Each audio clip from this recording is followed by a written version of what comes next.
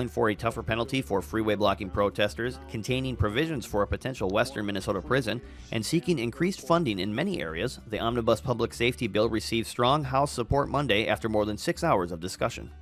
Sponsored by Representative Tony Cornish, the bill contains nearly $2.28 billion in spending during the 2018-19 biennium, a $111.5 million increase over current base.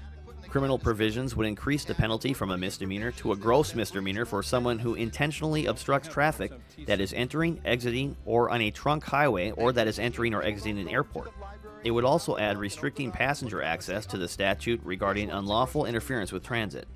Representative Jamie Becker-Finn said protests are being held to draw attention to injustices. Her amendment to remove the language was defeated 75 to 56 after more than 3 hours of debate. That the reason we have had more protests recently on our state is that injustice is here. I know some of you will wave that away or aren't listening because you do not see the injustice, you do not feel the injustice. That ability to wave it away is called privilege. And it is not a privilege that all Minnesotans have. Representative Nick Zerwa spoke in opposition to the amendment. If you're blocking an airport, if you're blocking a train, you deserve to go to jail. It's just that simple. The DFL lead on the House Public Safety and Security Policy and Finance Committee, Representative Deborah Hillstrom, shared her thoughts about the bill with members. Given that there is both good things in this bill and bad things in this bill, I commit to you today that I will work every day with you if you will work with me to make this a bill that the governor can ultimately sign. The bill passed by a 94 to 37 vote and now returns to the Senate for concurrence. A conference committee is expected to work out the differences. The House voted 131 to 0 to pass more than $500 million in legacy appropriations Tuesday, although concerns persist that funding for water quality projects falls short in some areas and is misplaced in another. Sponsored by Representative Bob Gunther, House File 707 would appropriate money from the 4 funds established by the Clean Water, Land, and Legacy Amendment in 2008 to benefit the state's natural and cultural resources. This bill does a great deal of bringing all cultures and legacy together in Minnesota. Representative Dean Erdahl, a past sponsor of Omnibus legacy bills, congratulated Gunther on the bill and the people of Minnesota for voting to raise their own taxes in 2008 to dedicate money for the good of the state. Today, this is a fine bill. He's done an excellent job putting it together and addressing a lot of the needs that the people of Minnesota and our members have expressed.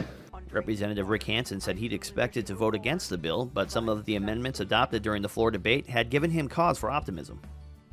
I think what we did just here as the people's representatives to actually have an open debate like we should on many things and come together with a vote, which frankly surprised me, is a model for what we could do the rest of the session. The Omnibus Higher Education Finance Bill was passed 77 to 53 by the House Tuesday.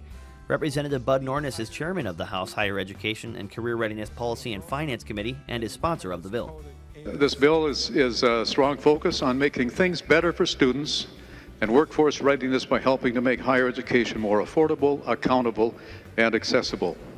In total, higher education spending would reach $3.22 billion from the general fund in the 2018-19 biennium, an increase of nearly $150 million from the current 2-year total.